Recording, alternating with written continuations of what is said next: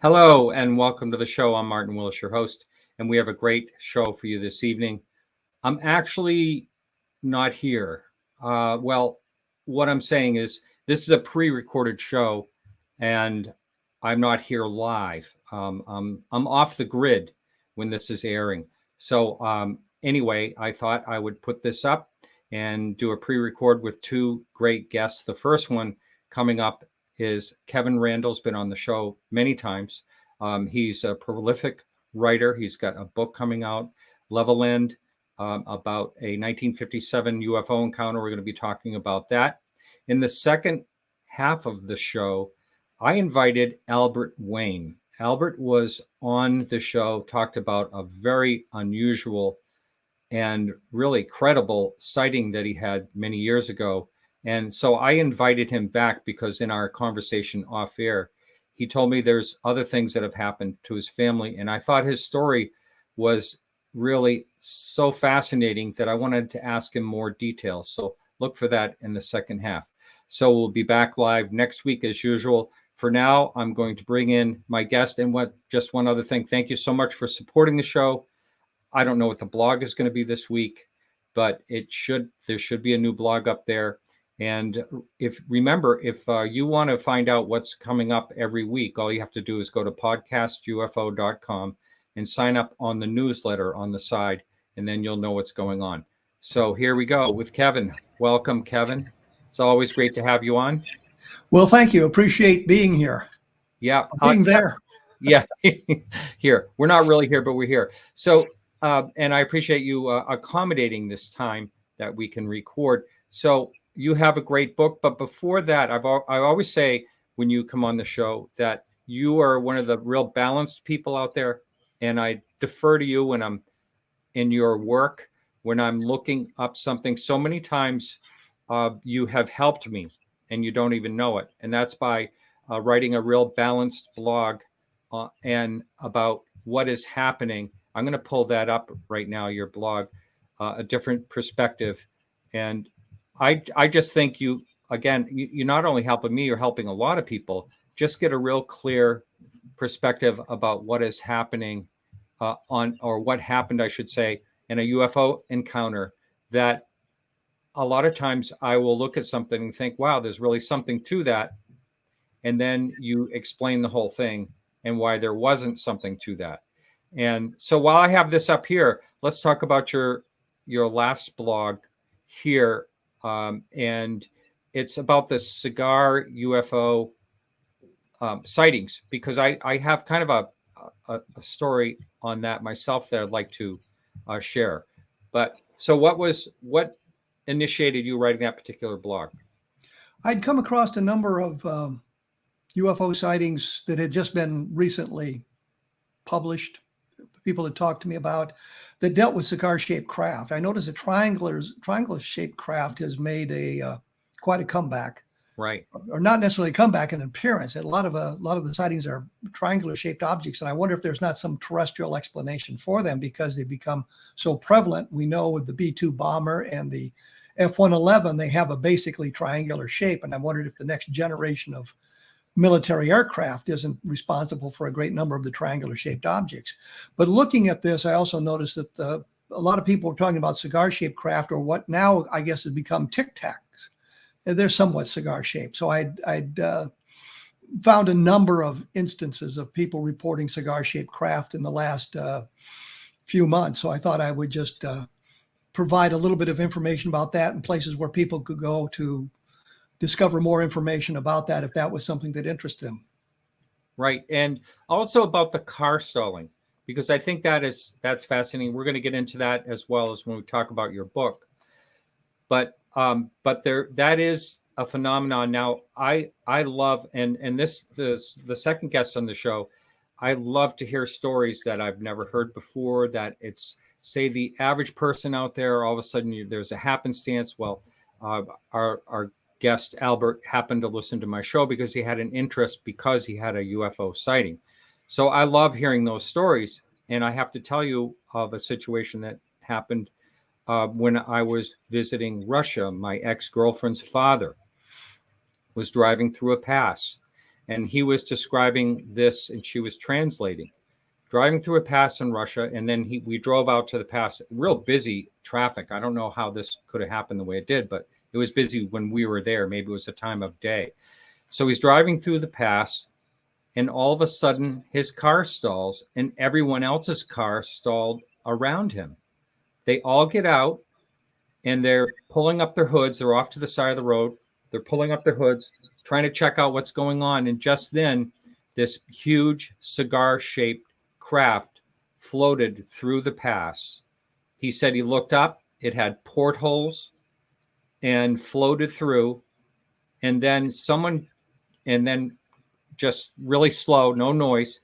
And so someone got in their car and it started, and they all looked at each other like shaking their heads, all got in their car and drove off. Nobody talked to anyone about it. I mean, there's another stall case. I mean, well, did he start the car? Did it start spontaneously? You know, that's something, if I get a chance to ever speak to him again, I didn't ask him that question. I assumed everyone just turned the key. But there are cases where things will just start on their own. Most of the time, it takes an action by the driver to start the car. Yeah. And it's a misconception for those of us studying the vehicle interference cases that the cars start spontaneously. The headlights come back on, and that makes sense. The Condon Committee, the University of Colorado study funded by the Air Force, refused to look at the Levelland sightings, for example, or other really sightings about this kind of a phenomenon, because they could think of no way a magnetic field could stall a car engine and then have it remove the field. The car engine would start spontaneously. Somebody would have to take an action. And I began looking at the cases. Mark Rodiker had done a preliminary study in 1985 of some 400 cases of car or vehicle interference type stories. And I got to looking through that, looking to see if there were indications of what happened. And most of the time it would say, well, the car started normally, or I could start the car or something like that. Very few cases did they say it started spontaneously. In the Levelland sightings, there were people at many different locations independently reporting the craft coming close and stalling the car. And only one of those did the guy say it started spontaneously, and he insisted on that. And it seemed the others had to take an action to get their cars started. So when the Condon Committee rejected the idea of these magnetic fields, these electromagnetic effects suppressing the car engine and stopping it, and there be no mechanism for it to start spontaneously when they remove the field, they didn't understand that most cases isn't that way. Somebody had to take an action to start the car. But in Rodiker's study, for example, it's not clear exactly what happened. It's the car started normally or something like that. And that to me suggested that they could start the engine. With the Levelland cases, one of the guys said that he tried repeatedly to start the car while the object was close. When it took off, he then said that he could get his car started. So he took the action to make the car start. So that was one of the things I looked at in the Levelland book is, did the drivers have to take some sort of an action to get the car started? I see. Okay. So let's take a look at, I'm going to pull up your book here if all goes well, or at least a screenshot of it. And let's talk about that case, 1957. That's when that happened. Was that November 2nd or something like that? November 2nd, 1957, Levelland, Texas, which is just west of Lubbock. If you're looking for it on the map, look for Lubbock. Oh, yeah. Yeah, I know. Texas is so big. You really have to spell that out. Yeah. So I love the graphics on this. And is that this egg-shaped thing? Is that sort of what people were reporting? Something like that? They described it a number of ways as egg-shaped or torpedo-shaped. And I'm thinking that the difference is not that the object was changing shape. It just was a matter of perspective, where you were when you looked at it. And you see those big propane tanks on farms as you drive around, big cigar-shaped things. Yeah. If you look at it from the proper angle, it does have an egg shape. If you look at it straight on, it has a cigar shape. If you look at it from the end on, it's got a circular shape. So I'm thinking that the discrepancy in the descriptions isn't so much the object changing shape. It's a matter of perspective of where the witnesses saw it. But most of them talked about an egg-shaped craft. Most of them talked about it being bright red or that color, although there were indications some people saw something that was bluish in color. Pedro Saucedo, who's the first person to have called the Levelland sheriff about his sighting, said that as it approached it and sat down close to his truck, stalling the truck, it was blue, but it turned to a bright red, so bright it was hard to look at, and then it took off in the distance. And once it was gone, of course, he could start his truck again. Wow. I was looking into the sighting I had that really got me interested in, this topic. And I saw where there was one where I saw it. I mean, a report. I didn't report it. This is, back in 2007, I didn't report it. But I looked back then, and sure enough, there was someone reporting one, but they said it was cigar shaped. And I started thinking about it because the one I saw had like a blue glow around it as well. And I was thinking maybe talk about a perspective, not talking about your blog, but talk about perspective, maybe at an angle, it could appear like a cigar shape.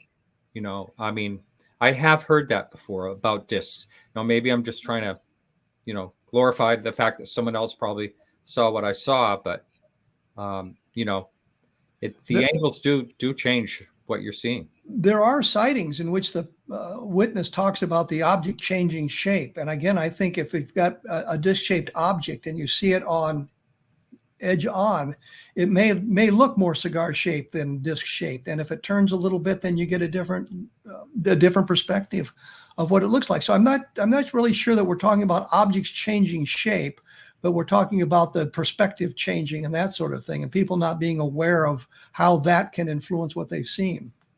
Now, I saw when I was reading through some things that this case was classified at one time. There are indications that it was classified, yes. Now, there's a document that's in the book where you can see it says restricted. At that time, it was the lowest level of classification. It was later changed to confidential and secret, but you can see where, if you look at the document carefully, you can see where it was secret at one time and then it had been downgraded to restricted. A lot of classified material is regularly downgraded. I don't think people know this. So if you've got something classified secret at one day, 3 years later, it may be automatically downgraded to now confidential. And 3 years after that, it becomes for official use only, which is really sort of a easy way or a normal way of unclassifying material, but keeping it out of the public's hands. It's, for official use only as opposed to distributed to the public type thing. But there's nothing restricted really about seeing that sort of thing. So yeah, there's indications that parts of this were classified. There's other indications that not all the witnesses were interviewed by the Air Force investigation. A guy named Norman Barth, a staff sergeant from Ent Air Force Base in Colorado Springs, went to Levelland 2 or 3 days later. He spent 7 hours there investigating the case and then left having solved the whole thing. He talked to 6 witnesses or 6 people who were involved in that. I know for a fact that the sheriff, and I hate his name, it's Weir Clem. I'm thinking, why couldn't he be something like Jack Armstrong or, some good solid name? But this Weir Clem is really out of the backwoods, I guess. It's different. But he a bright fellow nonetheless. He had to be. He told reporters the day afterwards that when he had seen the object, and he talked about an object, a football-shaped or a disc-shaped object, that he got close enough to see the object. But when you read the report in the Air Force file, it says it was just a streak of light in the far distance. And then later on, Don Berliner, who was a UFO investigator and has written quite a bit of stuff about UFOs in various magazines and done a book or two. He interviewed the sheriff in the mid 1970s, 1974. I think it appeared in a 1975 issue of Official UFO. And in that article, the sheriff again mentions having seen an object as opposed to a streak of light. So what we see here is he told reporters before the Air Force showed up that he had seen the object and that sort of thing. He told Berliner after the Air Force left that he had seen the object, but the Air Force report just talks about the streak of light in the distance. The other interesting thing is Don Burleson, who lives in Roswell, by the way, which is about 3 hours away by car from Levelland. It's not a bad drive. Oh, Interviewed the sheriff and the sheriff's daughter. The sheriff had passed away before Burlinson got there. And they were talking about what the sheriff's seen. And through his investigations, he also found the former mechanic for the sheriff's department. And the mechanic said the day after the sightings, the sheriff brought the car in to see if there was anything wrong with it. Now, the only reason I can think he would have done that was because his car was stalled as well. So he got close enough to see an object, and he got close enough for his car to be stalled. And then there's another exciting part of this. He was in a convoy with 3 other cars. It was the sheriff and one of his deputies. There was a car of state police. I think it's the Texas Department of Public Safety. And in the 3rd car following him were a couple of officers from Reese Air Force Base, which is in Lubbock. So if the sheriff got close enough to see the object and his car stalled, then the state police got close enough, as did the Air Force. But there's no indications that Barth, in his investigation, talked to the Air Force officers. And I can find no documentation or records of the Air Force officers having been interrogated about their experiences chasing down this UFO. So that suggests more than just it being classified secret, but also part of a cover-up. Interesting. Now, when something is classified administration use only, or whatever you just said, is it subject to FOIA, the Freedom of Information Act? You can request FOIA for anything. I mean, it doesn't have to be a classified document for you to use FOIA to request it. But the for official use only just implies you're not handing the things out. But if somebody asked for it, you'd say, yeah, here it is. It's really classified material requires safeguarding. It has to be in a safe. And if it's top secret, it has to be in a vault, not just a safe, but in a vault. And the safes have to have certain specifications. They have to be really, really heavy, like 600 pounds. So it's impossible to move them easily and that sort of thing. But when you get to FOIA, you can leave it on your desk, put it in your desk drawer. It's just really not a high level of classification. It just kind of restricts the circulation of the material as opposed to, circulating it throughout the United States Air Force type thing.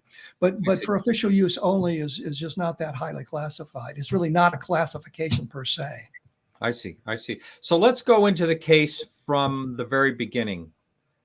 On November 2nd. Who was the first to report it and what happened? The problem we run into is the sightings began a little bit prior to the activities in Levelland. There was a couple up near Amarillo, which is also in the panhandle of Texas, by the way. And they had run into something sitting on the road in front of them in a fog, and it was a kind of a UFO type thing, and it stalled their car. When it left, they couldn't get their car started again and had to be towed into Amarillo and found out that the battery had fried. And in fact, prior to that, at 3:00 in the morning of November 2nd, near Canadian Texas, there was a landing where the object stalled the car engines of 2 separate people on opposite sides of where the object landed and stalled the car. So you had those sorts of things going on, but they didn't draw a lot of attention. The couple in Amarillo went to the police to report on it, and the police didn't even bother writing down their names. They just didn't think that much about it. Although a police officer did go out to where their car had stalled and couldn't find any evidence. So now we move down into the Levelland area. There were some farmers near Pettit, Texas, which is a very small town. This doesn't appear on all the maps, using their combines in their farming, and the engines of those stalled. This was reported to the sheriff sometime later, but it happened prior to that. The first case that gets widespread circulation and attention was Pedro Saucedo, who was he's labeled as a farmhand, a barber, that kind of thing. He's a veteran of the Korean War, so I give him some props for that. He and his friend were driving on the highway toward Levelland when the thing landed near them, and his truck's engine stalled. In fact, the front cover that you showed, that's Pedro Saucedo and his partner seeing the UFO. Well, when the thing landed, Saucedo was installed his car. Saucedo dived out of the truck and rolled underneath it for protection, and his passenger sat there sort of paralyzed, unable to move, watching this brightly glowing blue object as it landed near them. The car engine stalled, the headlights failed, the radio was filled with static. once the object turned a bright red and took off, Saucedo got back in the truck, and I believe he started the engine then. So he took an action to start the engine, as near as I can tell by reading the various reports, and he got a lot of play in the press as well, that it did not start spontaneously. He had to start it. But he was still so frightened by what he had seen, he didn't continue on to Levelland. He went to another town and called the sheriff to tell him about it. The fellow who took the phone call, police officer, I think his name was Fowler, didn't think much of it, thought the guys were drunk. I mean, a big glowing egg lands near your truck and stalls it. Yeah, I believe you. But then they started getting other calls from other people around the area. For the next 2 hours, 2.5 hours, they were getting calls from separate locations around the Levelland area. And on the same highway that Pedro Saucedo had been on installing his car, others on that highway came across the object and installed their cars as well. And they would call in and talk to the sheriff about this, or talk to the police. The sheriff eventually became convinced something was going on. They couldn't believe it was some kind of massive joke. And that's when he decided he was going to go out and look for the object. The Reese Air Force Base guys were already there. And so that's why we had this 3-car convoy going out looking for the object. The Air Force report says he got within 900 yards of it. That's quite a distance. The sheriff said he got much, much closer in the earlier articles, and then the later article as well when he talked to Don Berliner. And it's clear that his car stalled as well. But there was a Ronald Martin said the same thing, got close, his car stalled. There were a number of different people who did that. The sheriff said later in one of the newspaper articles that he'd gotten dozens of phone calls about this, as opposed to just the number that had been reported in the newspapers and the numbers reported to the Air Force and to NICAP. Now, interestingly, the Air Force did a brilliant job of diverting the conversation. And there's a letter in the Project Blue Book files where the Air Force says, we don't want to respond to this. We want to see what NICAP has to say first, because it's easier to respond to them than it is to put out your statement first. So they waited until Don Kehoe at NICAP put out a statement. He talked about witnesses at 9 locations, or 9 witnesses to it. The Air Force came out and said, no, there was only 3 witnesses. There are only 3 people who saw an object. So you see, they've diverted the conversation from what happened to the number of witnesses. And if you go through the Air Force file carefully, I think you can find at least 5 witnesses as opposed to the 3 that the Air Force talked about. And if you go through the other documentation, the newspaper articles and that sort of thing, you find witnesses at 13 locations. I mean, designated witnesses at 13 separate locations. So they're independent of one another, calling in, and there's a timeline of who called in at what time. So you can see how the thing transpired over the evening of November 2nd into the morning of November 3rd. About an hour or so after the sighting stopped in Levelland, there's sightings in White Sands Missile Range. At the time, I think it was White Sands Proving Ground. 2 MPs on patrol up. I think they were close to the Trinity site. So they're in the northern part of the range, up just south of the Socorro area, in that area, away from Alamogordo, because the White Sands Missile Range covers an awful lot of territory. And they saw something that came down, and they said it came lower than the mountains behind it. So it was, the mountains were, you could see the mountains behind the object as it sat close to the ground. And then it took off. The Air Force, of course, investigated and said, well, these guys were hysterical because of the UFO sightings that had been discussed in Levelland, Texas, except, of course, this was 1957, and we didn't have social media, and we didn't have the news media on a 24-hour news cycle. And so they had no way of knowing that what had gone on in Levelland, which is much further away than Roswell to Levelland. Roswell's between White Sands and Levelland, is what I'm trying to say in a somewhat haphazard way, I guess. But the Air Force made little of, dismissed it as them being young men, easily frightened, poorly trained. I'm thinking, yeah, I know, because they were talking about them being 20, 21 years old. And I'm thinking, let's see, I was 19 years old. I was in Vietnam as a helicopter pilot and aircraft commander. And the guy we called Pappy, because he was the oldest pilot in the unit. I mean, the oldest pilot that didn't have another function like operations officer commander. We called him Pappy because he was the oldest pilot and he was 23. And so we have these youngsters, such as myself at 19, with very responsible jobs in the military. I mean, an aircraft commander is responsible for that aircraft and the crew on board and your passengers or whatever you're doing. Yeah. And so the Air Force to belittle these guys as being, well, they were just not well educated, they just weren't well trained, and they were hysterical. It's just really dismissive of that whole part of the case. I talked to one of the guys, Glenn Toy, a number of years ago, and that information is mentioned in the book as well. And you see that they saw something that was truly anomalous. Around 12 hours later, a second team of MPs, also youngsters like that, had another sighting in the area. I don't think it got as close to that. They didn't get as close to it as the first group did. But the Air Force dismissed the sightings as first Venus and later the moon. So we got these MPs saying that basically Venus landed out at White Sands Missile Range. And then a couple of days later, on November 6th, a guy named Stokes, James Stokes, was driving from Alamogordo to El Paso. And if you've been on that road, and I have many, many times, there's a place called Oro Grande. It's a little town. And his car engine was stalled. But he said that as he coasted to a stop, there were 6 or 7 cars in front of him. They were also pulled over to the side of the road. And they were watching something in the sky, and it was an egg-shaped craft swooping around in the sky.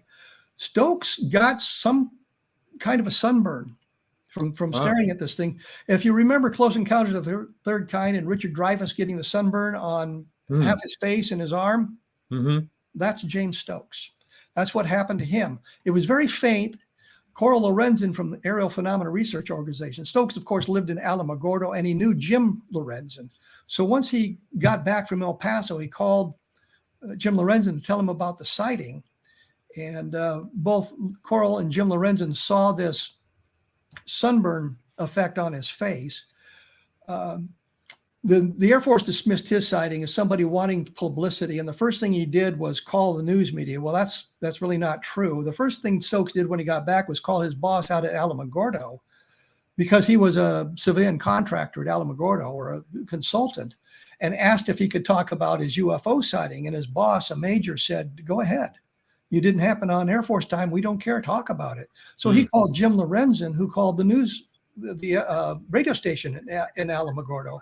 And that's how Stokes ended up at the radio station talking to it. And the guy's name was Clark that he talked to.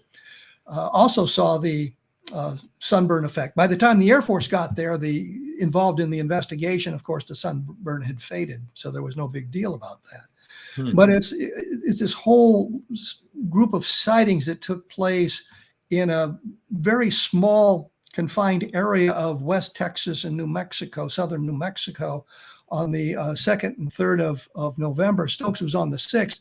And then we go back and you look, and there's other sightings around the country that came about later on after the news media got involved in it. One of the witnesses to the Levelland end of the sightings actually heard about it, and his parents suggested he call, because he'd had his car stalled. His parents insisted that he called the sheriff and let them know that he had been involved in this as well. So that one was kind of you could say was generated by the news media reports, but that was late the next afternoon. It wasn't that same day. So it's a wide group of sightings, and it's important because you have the UFO interacting with the environment, meaning stalling the car engines. Yeah. And if the investigation had been conducted properly at that time, we might have learned some interesting stuff. On November 3rd, the next afternoon, the sheriff and the provost marshal from Reese Air Force Base went out looking for landing traces. And the newspaper said, well, they didn't find anything. But according to the widow and the daughter, they did find a landing trace. It was, I think, if I remember correctly, it was north of town on a ranch out there. And Burlinson talked to the daughter of the rancher. The rancher and the daughter went out and looked at the burned area. So they saw it and the sheriff saw it. So there was a burned area. So now we have it interacting with the environment by stalling the car engines. We have landing traces, and we have independent witnesses reporting the same sort of phenomenon over and over again in a very limited space of time in a very limited area of Levelland, Texas. Now, had we not spent 7 hours investigating the case, but done it properly, think of the things we might have learned. The Air Force finally concluded it was ball lightning that caused the Levelland sightings. I know of no case in which ball lightning has ever stalled a car engine. And ball lightning, if you read the literature about it, there's still a controversy whether ball lightning even exists. Right. But it's a very short-lived phenomenon, and it's 18 inches to 2 feet in diameter. I mean, it's just not very big, and it lasts for seconds. Yeah. So we have one. I think one of the witnesses said that he watched the thing for 15 minutes as it sat on the ground, and once it left, then he could start his car. Another one watched it for 5 minutes. So they were watching it for. Everybody was reporting seeing the thing for over a minute, except for the sheriff. And the Air Force report says, well, it just for 2 seconds, and it was in the distance until you talk to him without the influence of the Air Force, and you find out that they got much closer and the sighting lasted much longer. Interesting. Now, the same thing that could cause a sunburn, I think of the first thing I think of is like radiation, like, the speculation with the Cash Landrum. Thank you. Cash Landrum case, possibly radiation. But with that also, what makes a car stall? Can we make car stalls we probably have some type of weaponry that we've developed to do something like that, right?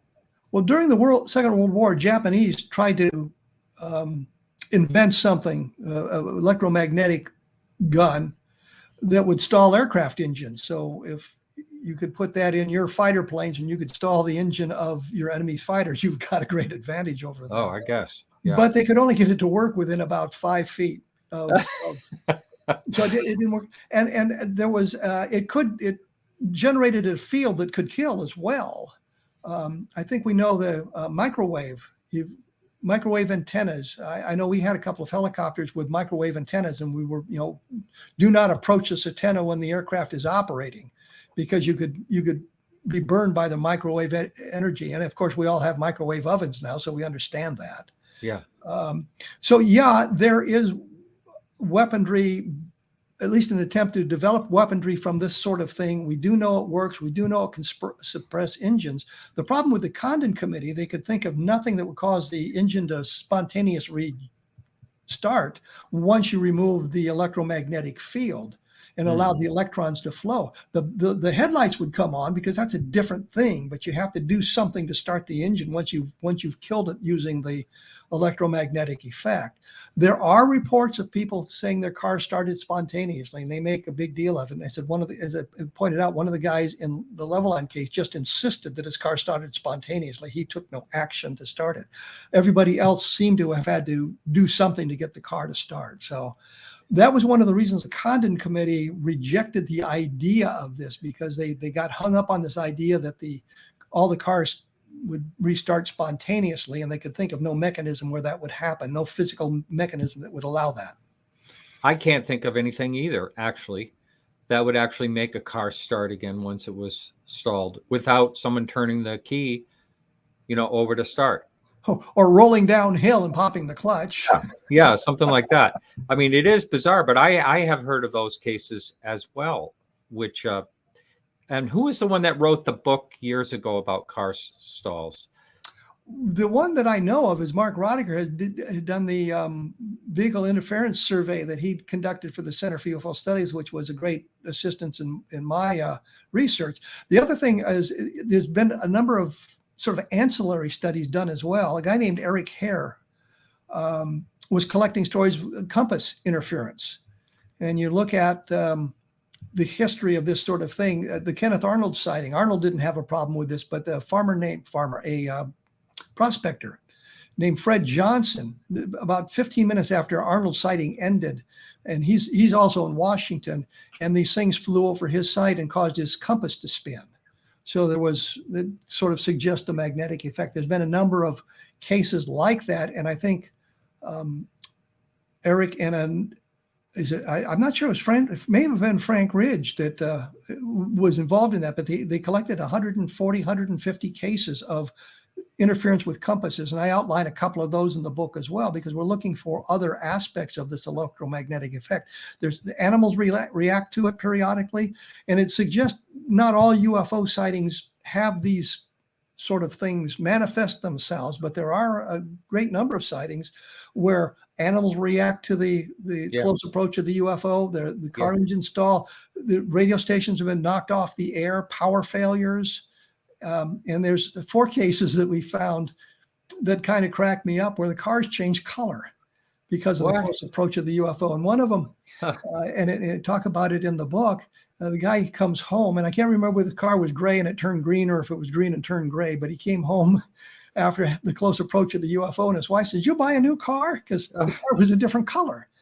We found like 4 cases like that, where there was some influence on the color. Was there a permanent color change?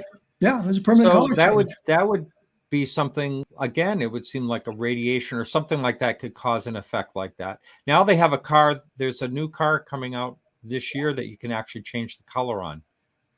It has a skin over it.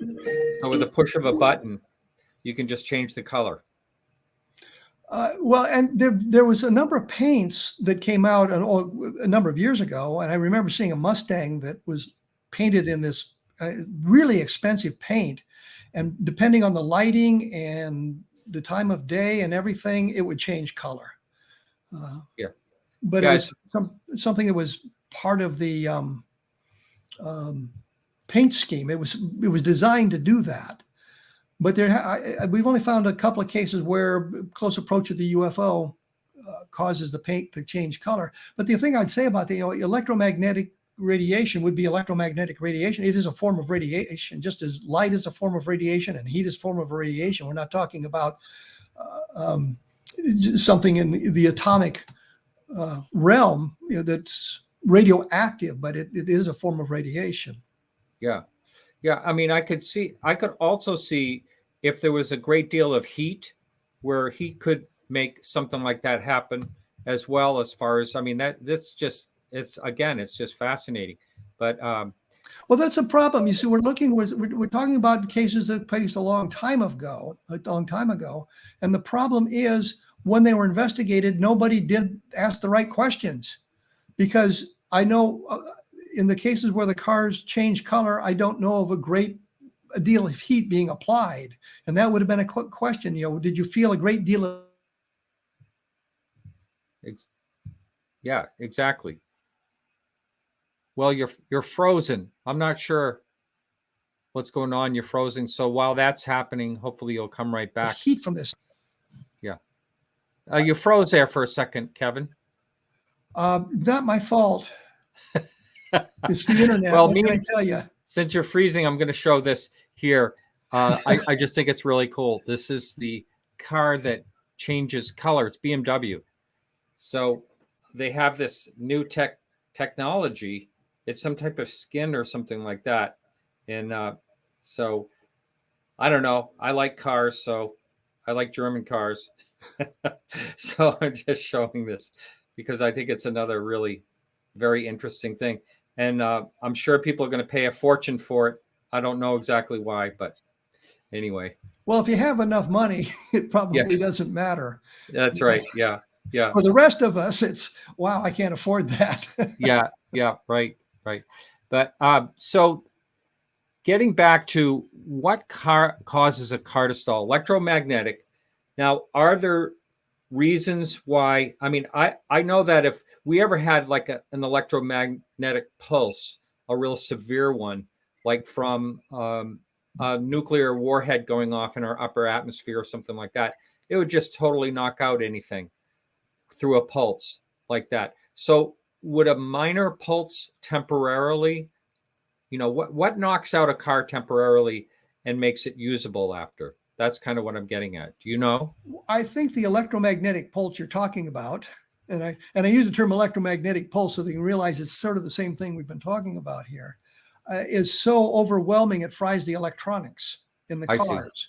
Yeah. So the idea is, if you had a car from the 1950s without all the electronics in it, you probably could get it to start again. Right.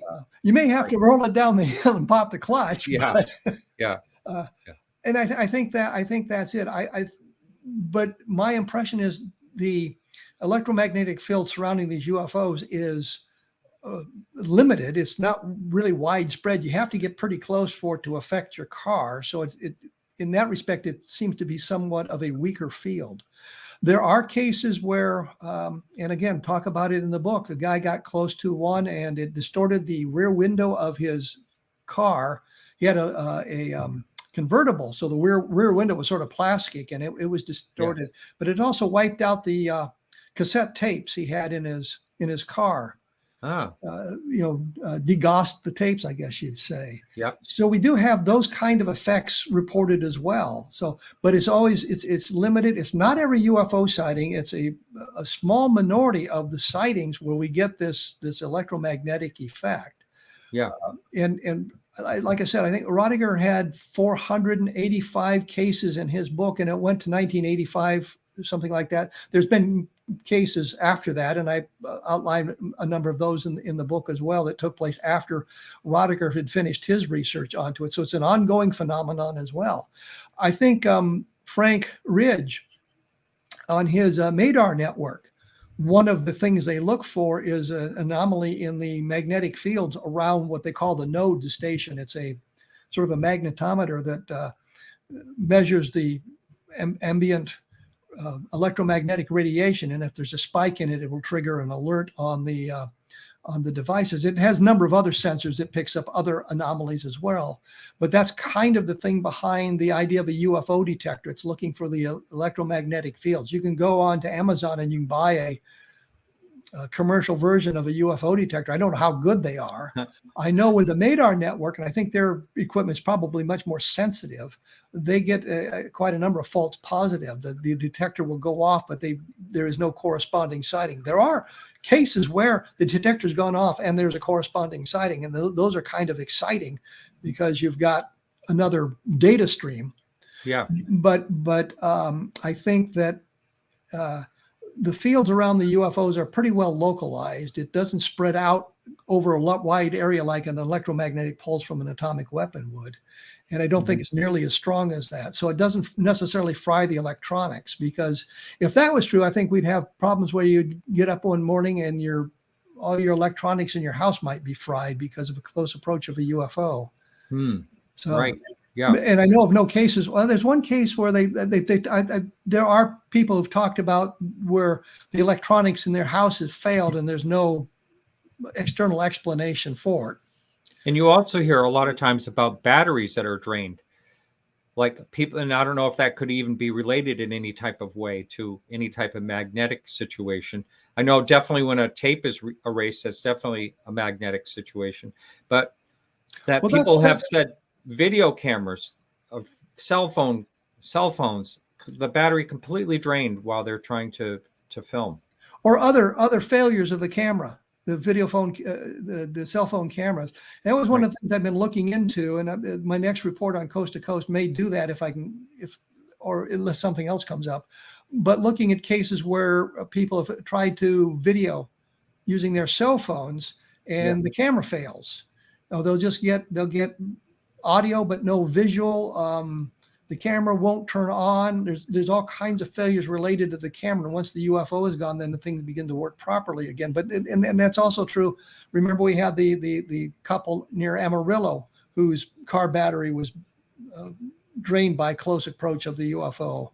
The battery didn't work anymore. So yeah, that's another side effect of the UFOs. And those sorts of cases are much, much rarer than just your general EM effect case. Right. Now, what about the aftermath of this day? You said on the 3rd that who was looking into this? Did the Air Force actually look into this quietly?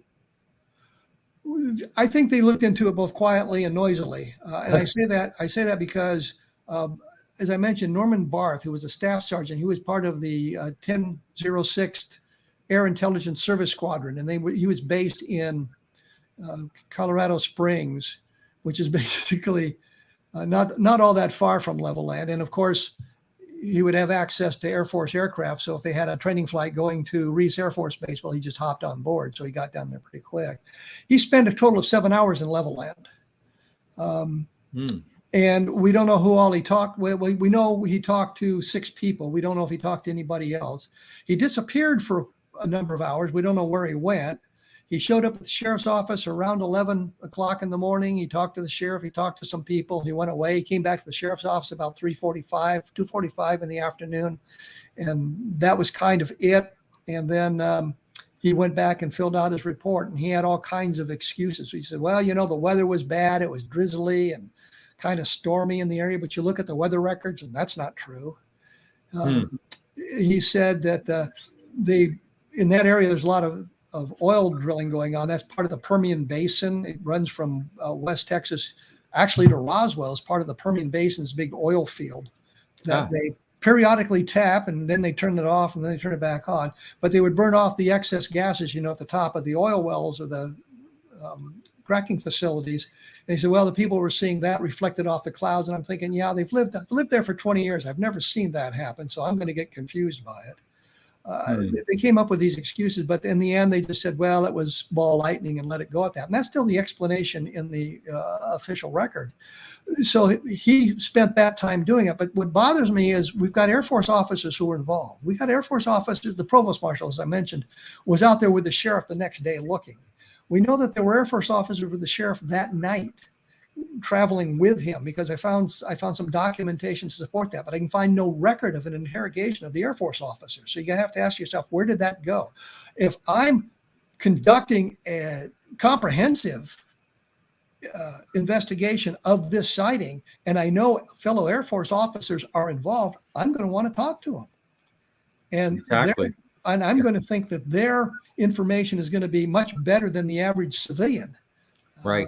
Because of their background. And I would imagine, and I'm guessing here because I don't know who they were, but I would guess that the operations officer would have been one of those officers. I'm guessing one of the intelligence officers would have been one of the officers out there. And both those men would have been trained in specific things. The operations officer has a grounding in a lot of the activities going on in the base, because that's kind of his job to manage this stuff, especially the air activities. And the intelligence officer, of course, would be trained in gathering intelligence. That's what he does, and disseminating it to people. So if I'm there, I want to talk to those guys. There's no indication they were ever talked to. There's no indication that Barth even talked to the provost marshal, who was out there the next day with the sheriff. And we've got documentation supporting that as well. So you have to wonder about the quality of the investigation we know about. And we have to wonder, well, didn't they do something a little bit more and a little bit more clandestine than the Barth showing up to kind of chat up the locals and tell people not to talk about it and go away? And my answer is yes, of course they gathered that information from the Air Force officers who were involved. And there may have been other Air Force officers in the area in civilian clothing gathering information. There's even indication that the FBI was involved. The sheriff mentioned that the FBI suggested he not talk about it. So we've got a wide range of indications of a more in-depth investigation, but we can't find, and I shouldn't say we, because I don't think a lot of people looked for it, but I couldn't find anything taking me any deeper into it, where those records would be housed or how they would be stored or what code word I needed to access them through FOIA. Yeah. And so that was 64 years or so ago. I'm sure that, for there to be any witnesses alive is probably that dashed that hope. Well, now, as I said, Don Burlinson was there a couple of decades ago, and the sheriff had passed away, but his wife was still alive. His daughter was still alive. Yeah. And we're at the same point with the Roswell case, which is coming up on 75 years ago. So you're looking at people who would have been, you might have had a 20-year-old private or buck sergeant there in Roswell in 1947. He'd be 95 now. Right. I think the oldest guy I talked to, military guy I talked to in the Roswell case, was 89 years old. He was sharp as a tack. And the only thing he really told me is, we were told not to talk about it and forget everything we'd seen. And I thought that was kind of a hoot. I got a book coming out called Understanding Roswell, and there's a short segment about his interaction with that sort of thing. But we're looking at a time where now we're dealing with people who are getting very old, and we've seen recently how age can diminish your cognitive abilities. The oldest guy I talked to in the Roswell investigation was 96 years old when I talked to him. And I'm just not sure how sharp he was. I tried to be very careful in my questioning, not lead him or suggest where I wanted to go, and kind of draw on what he was saying to me to find out what's going on in a preliminary investigation. And I think he died like 3 or 4 months after I talked to him. His goal was to reach 100, and he failed by 4 years. But wow. That was, we've talked to a number of people who are very old, and some of them were very sharp, and some of them were just not completely there. Now I'm going to ask you about, since you know so much about the witnesses, are you familiar with the Gerald Anderson interview? Which one? Oh, just any one of them. I saw one. There's one on the U.S. National Archives that was done in 1991. Stanton Friedman, I think, interviews him. Yeah, it shouldn't be in the National Archives. I've tried to have those tapes removed because they're under the auspices of the Air Force, having supplied them to the National Archives, and it gives it a level of credibility they don't deserve. And I say that about Gerald Anderson, who is a proven liar, claimed to be a Navy SEAL. And the Navy SEALs used to have a thing called their Hall of Shame, where they outed guys who claimed to be SEALs but who were not. And Anderson's name was on there. I showed the information to Stan, but he wasn't interested in that. So he's basically, if you ask me, you're just giving me this information and you're sure about all those facts, then he's not a credible. No, not at all. He submitted a diary that supposedly was written in 1947 about his experiences. And when the ink was tested, it was an ink that was not available until 1974. So then he came up with another story. Well, we copied the diaries. You know, see, we passed them around the family, so we copied them. We hand copied them later. I'm thinking, yeah, you never heard of a Xerox machine, pal? He said, there's things on my blog about Gerald Anderson. I did an article called, yeah, there he is. I did an article called Missing Time. And the reason I called it that was Anderson and I had a conversation. I was the first one to talk to Anderson, by the way. We talked for about 56 minutes, and I was not impressed with his credibility. We found a lot of problems with his testimony and how things changed and altered as he gathered more information. And so he came up with his phone bill, because I didn't have I had his phone number. I called him, I left a message, he called me back. And so I got a copy. The John Carpenter, trying to remember the exact sequence of the events here, I'm sorry. John Carpenter interviewed him as well. And to prove that I had lied about the length of the phone call, saying it was 54 minutes, Anderson presented a phone bill that said I'd spoken to him for 26 minutes. Well, I got a copy of the phone bill directly from Southwestern Bell, and it showed the 54-minute phone call. So we had this missing time. But it was obvious that Anderson had faked the phone bill.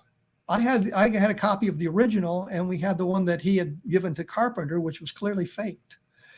We found, so he'd faked the phone bill. He later admitted he faked the phone bill, by the way, to make me look bad. And I'm thinking, yeah, it made me look real bad, fella. Kind of outed you, though, didn't it? He came up with a number of documents that were clearly forged. He lied about his background. He originally said that the alien creatures he saw on the plains of San Augustine, separating this from Roswell, on the plains of San Augustine, were milky blue, bright milky blue eyes. And I thought, well, I never heard that before. And then, of course, it came out that he changed the story, that they were dark eyes, like you see in all the pictures of people who've been abducted. Yeah. And they said, well, the tape, you misheard the tape. He says murky blue on the tape, meaning dark blue, almost black. And I said, no, he says milky blue. And I found out where he got the milky blue. If you go to Whitley Strieber's book, I think it's Transformation, the hardback cover has an illustration of the gray alien with milky blue eyes. That's where he got it. Wow. So, Anderson's testimony is not credible whatsoever. He moved the site 3 or 4 times. Well, that's terrible. I mean, that someone has given up, I believe I forget how many views there are. Let me just take a look. It's a lot. 800, almost 1 million views. Oh, crap. And those people are going to take that as serious. Well, we've got Philip Corso's book, and people I still ask me, well, what do you think about Philip Corso? And Yeah, I I say, hear not that enough is too. not much. Yeah.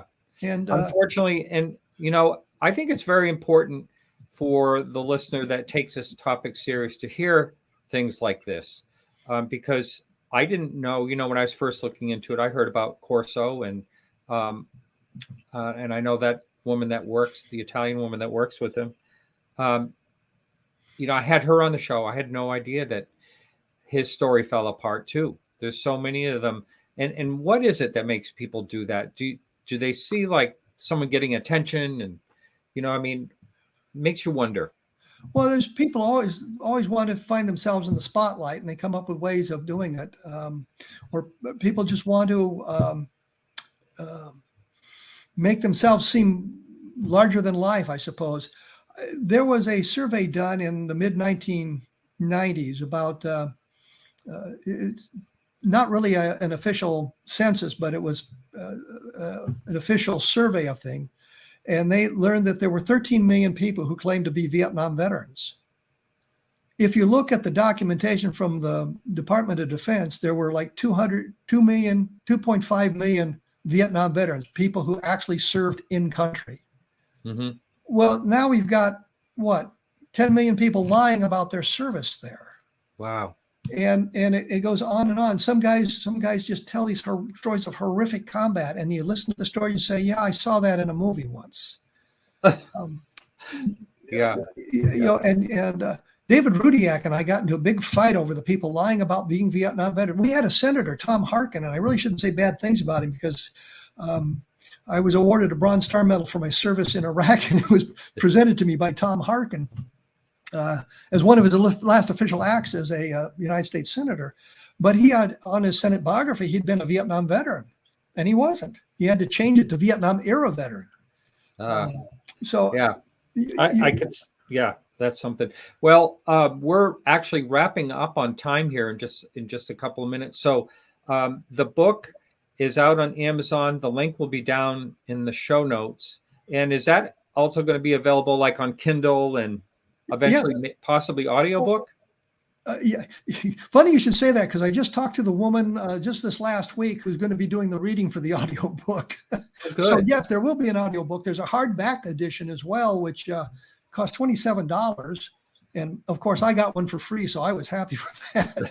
But I mean, for those of you, it's really kind of a nice little book. The regular book, which I think you showed here, is a large format paperback. And the hardback is somewhat more compact, but it's a nice little hardback book. It's kind of neat to have that as well. Yeah. So yeah, it's available on Kindle. It's available on various ebooks. It's available as a hard copy. It's available as a paperback, and it's going to be available apparently as a audiobook. And if you're really lucky, you can find a version in German. That's wunderbar. So, yeah. Danke. Yeah. All right, Kevin. Thanks so much. And we'll be talking next time. That's always a great pleasure to have you on the show. And again, check out the blog. I love your blog. It's Blogspot. Is it? Is that what it is? It's Kevin.blogspot.com, kevinrandle.blogspot.com, Kevin Randle, all lowercase, run together. It's also called A Different Perspective. And if you type in A Different Perspective, it usually comes up. And some of the UFO cases you might be looking for, my blog comes up as one of the first places that they'll send you to look for it, look for information on it. Yeah. Type in Gerald Anderson, by the way. Well, I've seen that many times where I'm researching a case, and there it is right there. So you're doing something right. That's for sure. Well, thank you. Yeah. All right, Kevin, take care. You too. All right, everyone. So we'll be right back with Albert Wain, and hold on to your seats. It should be interesting.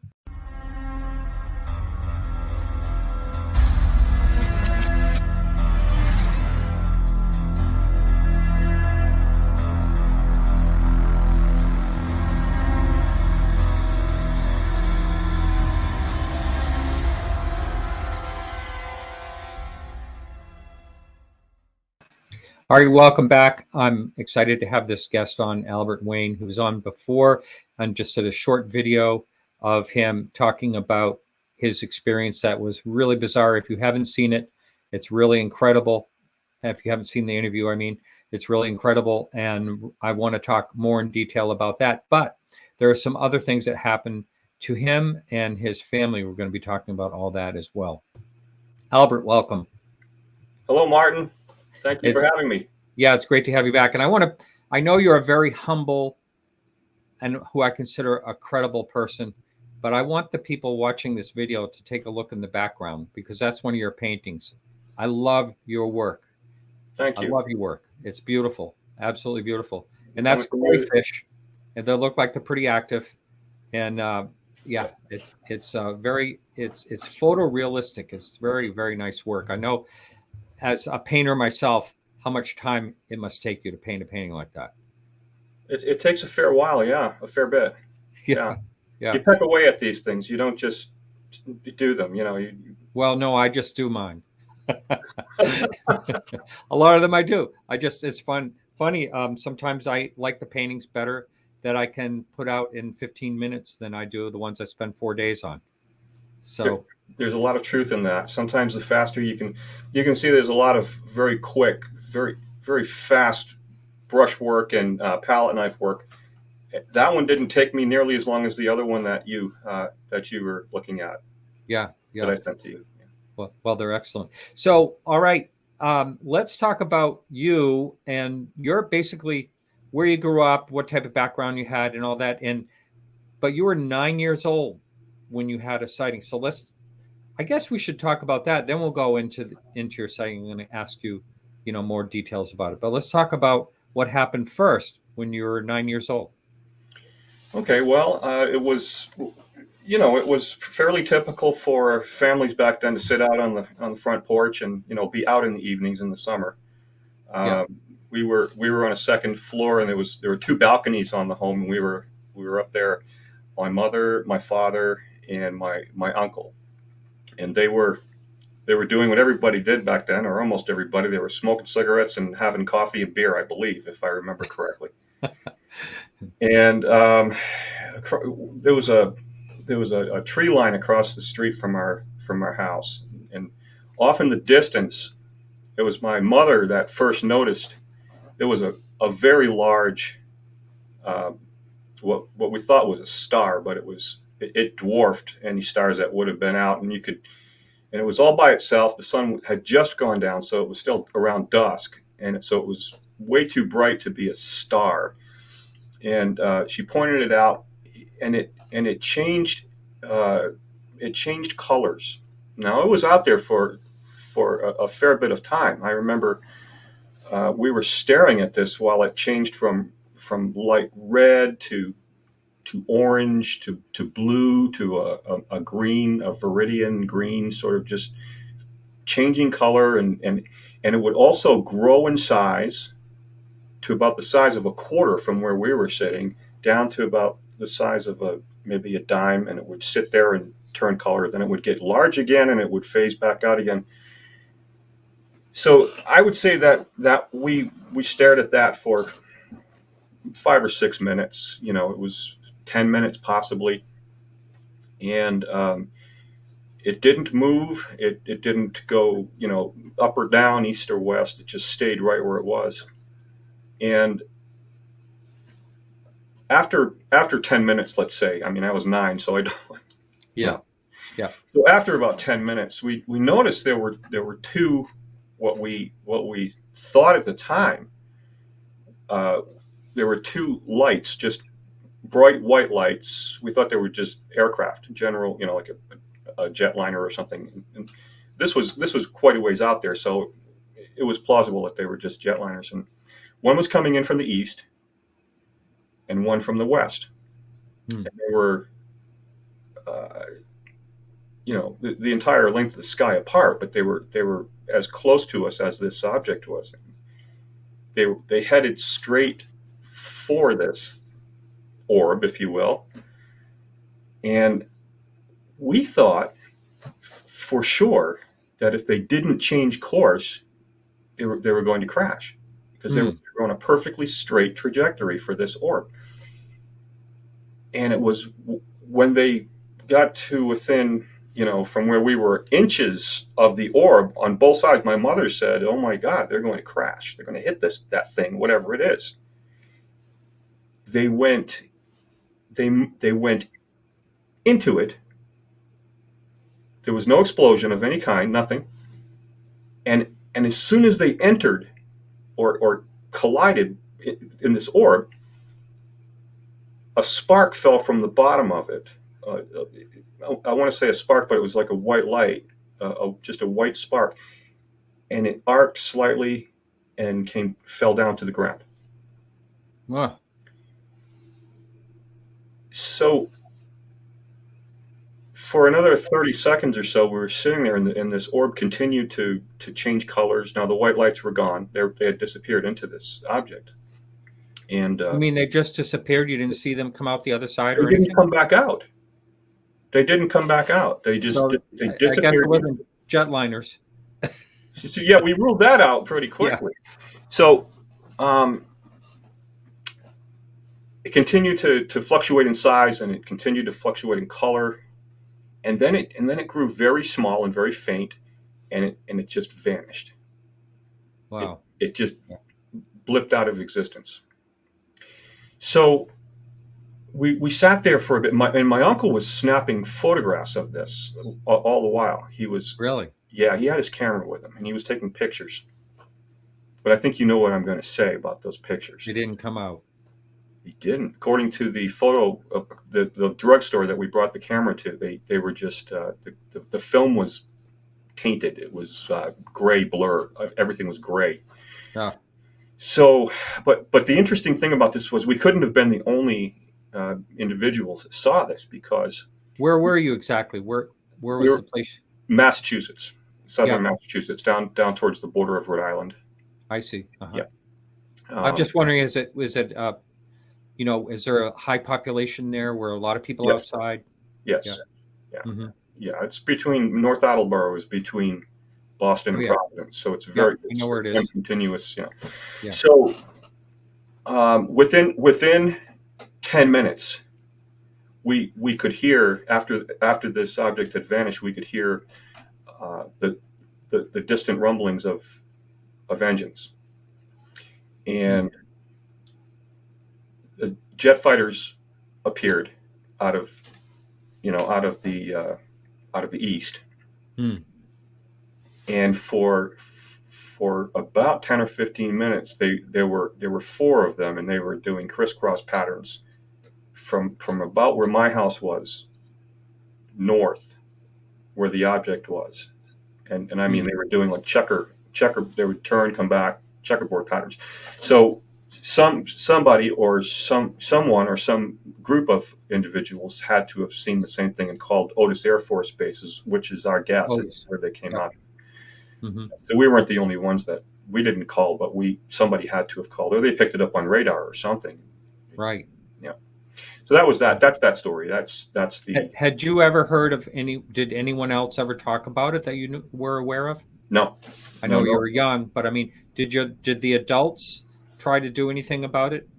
Call anyone or anything like that?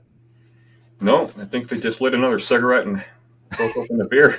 But that was kind of crazy, Yeah. So that was that. That's pretty much the whole thing. There was nothing else to it. Well, that's interesting that this, whatever it was, fell to the ground. And was it kind of, I know it's hard to tell how far away something like this was and all that, really, really hard to tell, but I'm wondering how quickly whatever it was dropped to the ground. Quickly. And it didn't fall straight. It fell on a slight arc. Wow. Yeah. Almost as though if you took a flare and it was pure bright white, mm-hmm. and you could speed it up. That's what it looked like. Wow. It was certainly not debris. There was no other debris after these two lights merged into the orb. There was no other debris of any kind, and it continued to hang there for several minutes. And then would you say that those whatever they were, the orbs that merged into it, did they do it evenly? Like, did they both Wow. go into it about the same time? At exactly the same time. I mean, Huh. precisely the same moment. Yeah, that's Yep. really, yeah, Yep. that's actually quite exciting. At first, when you started to say a light in the sky, I'm thinking, oh, this is a light in the sky story, which many people have. Yeah. But unless they do something really spectacular, and it sounds like this pretty much did. Well, even at 9 years old, there was definitely, we're not in Kansas anymore. Yeah. For me, it changed. It really changed the way I saw things, as far as what was in the sky. So what was the conversation after that? Do you remember anything about that? Or did you No. talk to them afterward, years down the road, to any of them about that? Well, my mother, who I would say I was closest to. I'm an only child, and she was very young when she had me, so it was like having an older sister. Mm-hmm. My mother and I brought it up from time to time. Do you remember that? What we, but that's all. Mm-hmm. We're not investigators. We're not Yeah. UFO. We don't write about it. I don't. Yeah. So did that, when you had your second sighting that we're going to talk about later, did you kind of feel like there was any type of connection between the two? Or No, no? no. Did you, because the reason I'm asking that, there is a reason I'm asking that question. And I Okay. know you do listen to my show. I do. But yeah, but that a lot of times people will think there's some type of connection between a childhood sighting or something they have later as an adult. That's the only reason I asked that particular question. Oh, do I thought it was special for me to see? I know that I was sounds I supposed to know see that sounds weird, but yes. No, no. Even the Connecticut sighting, I have absolutely no belief that it was special for me in any way. Yeah, I because was there were one other of people. a multitude, because I think that these things are seen by thousands and thousands of people who never even talk about it again. Right. It's not And just a it kind of random occurrence. it Hmm? kind of sounds like most of the adults on the porch that night really didn't talk about it after. Now, being 9 years old, I remember what that's like, or Yeah. sort of around that age. I mean, you're inquisitive as heck at that point, Yes. and you probably had a lot of questions. Um, Did they say the word UFO, or what did they try to? What did the adults try to explain it was? Do you remember any of that at no. the time? Yeah, I No, mean, you're no, nine. no. They were just as perplexed as I was. I remember that they were. My mother was pretty adamant that it was a UFO. Yeah, Years before that, in the 1950s, or yeah, it would have been in the 50s. My grandmother had a what I guess is termed. I've heard the term and description, a ghost rocket. Okay, fly past her while getting out of her car in a late evening shift that she was working. She said she turned and she looked up, and it was like a star was coming down at her, and it flew right by her and then vanished up into the other side of the driveway and then off into the sky. So my mother was, and these are working class factory Massachusetts, salt of the earth. yeah.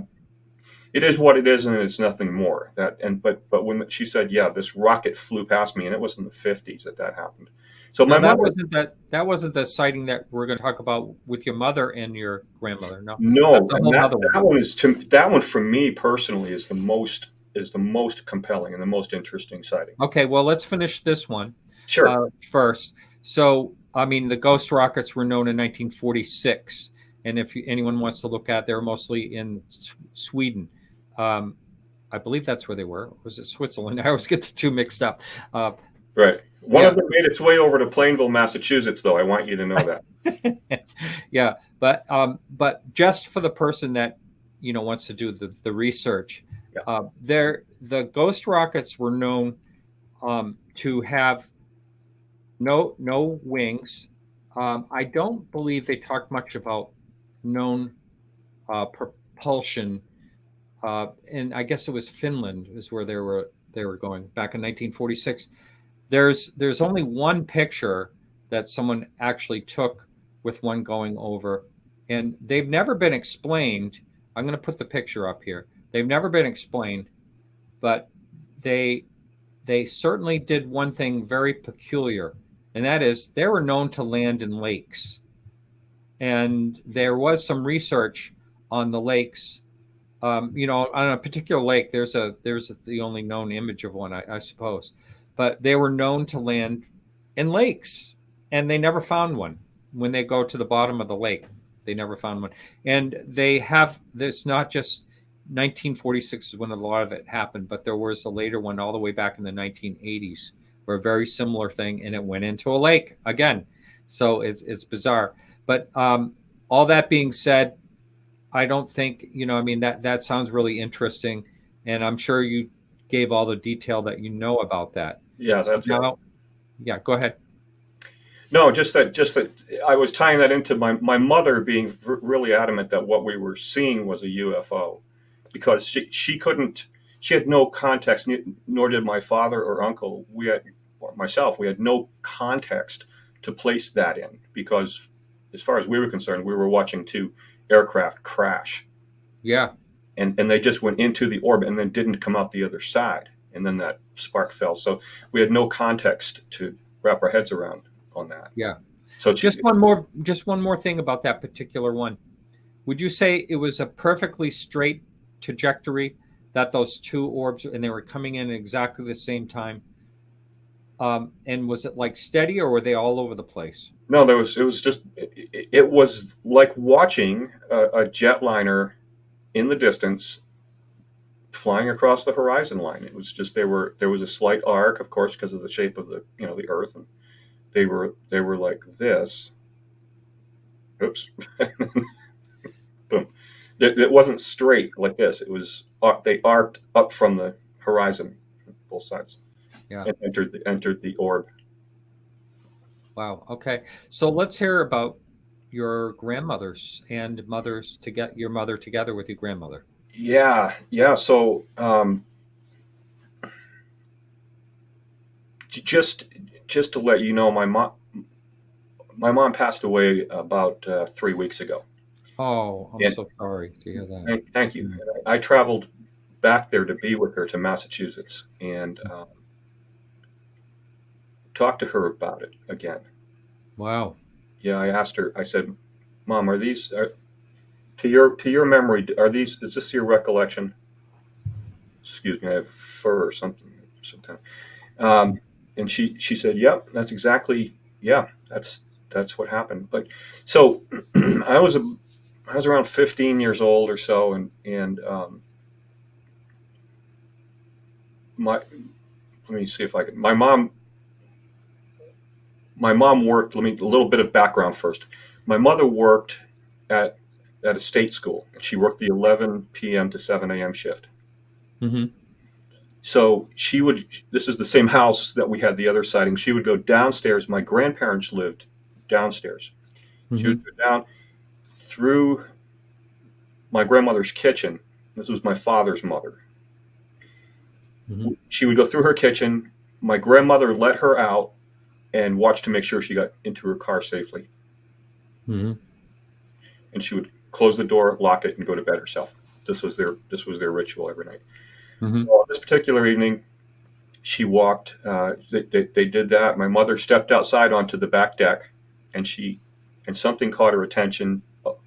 So she looked to the left, and two house lengths away, there was another 2-decker tenement, and my aunt lived in that house, mm-hmm.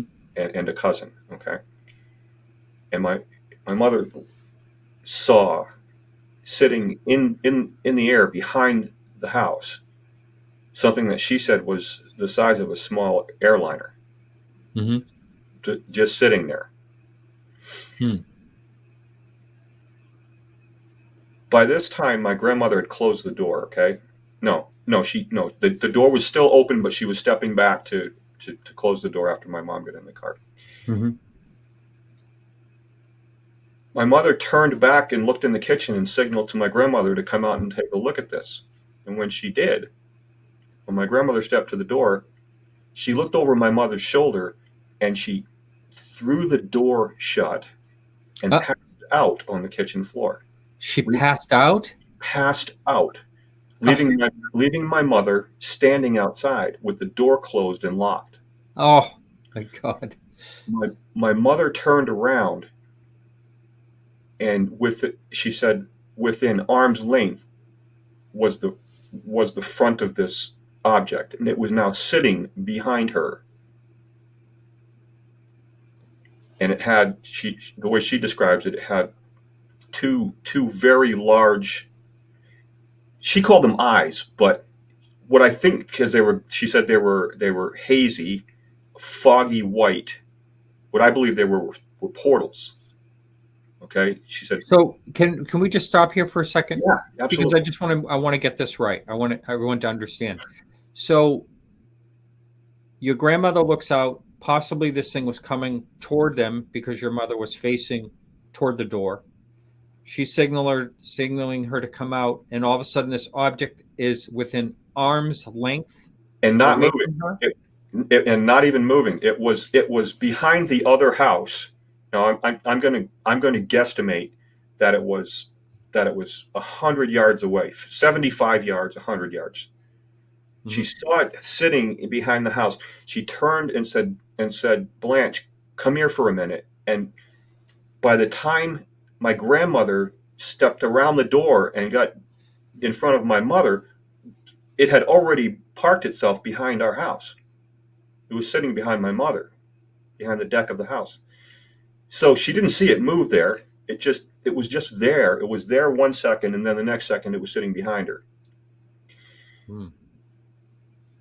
So my grandmother passed out. Did you want to ask any other questions? Yeah, no. So your grandmother stepped around her, slammed the door, and passed out, leaving her outside with the door locked. My mother screamed. Yeah, a fair response. Mm-hmm. She screamed, and when she did, this object, and I don't think it's because she scared the object, but maybe it figured that, okay, so this object took off backwards, and when it did, it took half of our weeping willow tree with it. It broke off a huge, the secondary limb to our weeping willow tree. And I remember that because I woke up that morning to the sound of a chainsaw. And it was my uncle out in the backyard cutting up half of this weeping willow tree, which was laying on the ground. Wow. Crazy. And she said, my mother said she watched it. She heard a crash when it hit the tree. And then she watched it just disappear like a spark, a wisp into the sky and out into space, just like a white light. That's quite the story. And now, how about what was the aftermath? I mean, your grandmother ended up being okay, I'm sure. I mean, she was okay. Yeah, she was frightened. Did she wake up and then let her in and they talk about it? Yeah. My mother was banging on the door pretty hard after this thing had vanished. She was pounding on the door. My grandmother finally came to and let her in, and they talked about it. Yeah. Any other witnesses that you're aware of for that one? No. So did she said it looked like eyes, but it was probably portholes, pardon me. What else did she describe about the way it looked? Martin, I think she was too frightened to take any mental notes, honestly. It was literally behind her an arm's length away, the front of it, She never talked about the shape of it in any type of way, No. Yeah.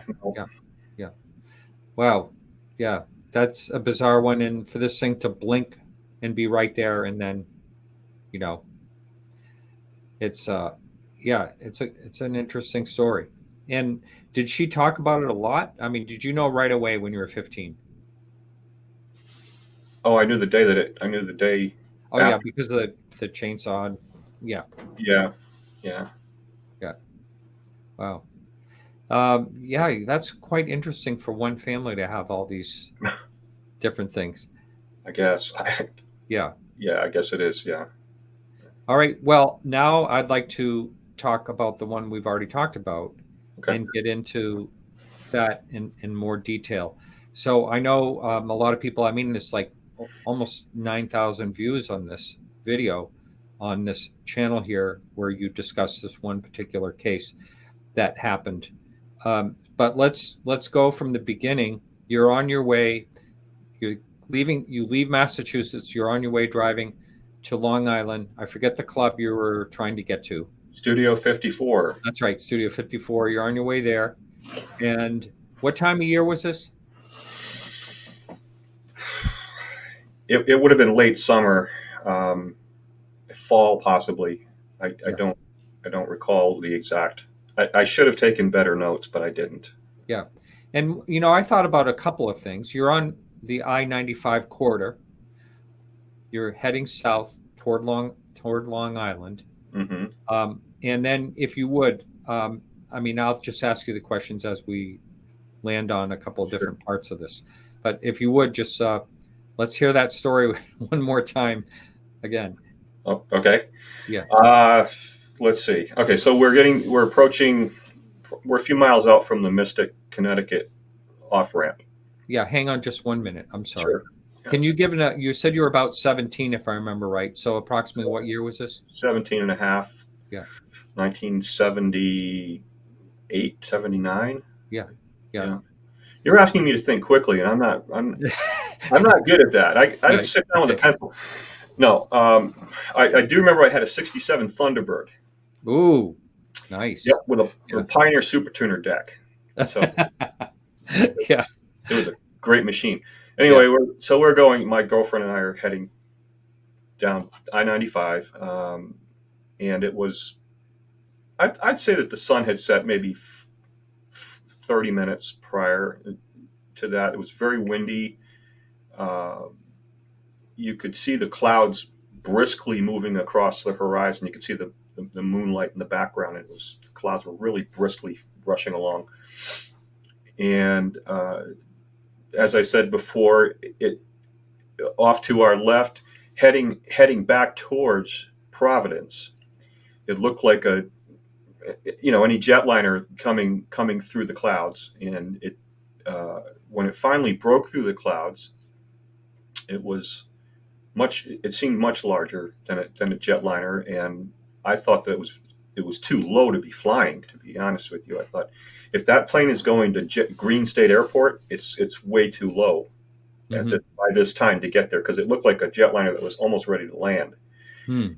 The sky lit up, the ground lit up for miles on both sides of the highway. It looked like early morning. It was so bright. Now, is this when this happened? Is that when you pulled over to the side? No, not yet. No, not yet. Oh, okay. Not by then. But everything started to brighten up, and I said to my girlfriend, I said, I think that's going to crash. It's just it's too low. And when I said that, there was a row of very old growth pine trees. I'm thinking they were pine anyway. The object just stopped over them. It froze right there. It was no longer flying towards us.